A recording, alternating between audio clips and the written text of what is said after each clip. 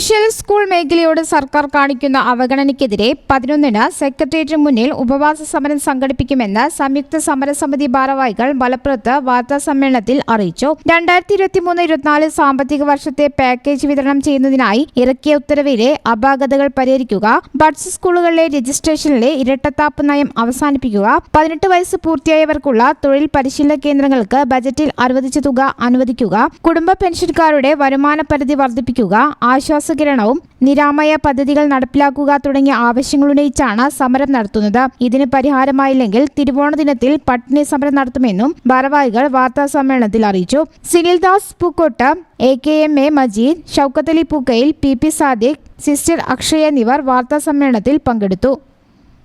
News bureau, Malappuram. പഠിക്കുന്നത് Empire കോളേജിലാണെങ്കിൽ ജോലി വെറും സ്വപ്നമാകില്ല.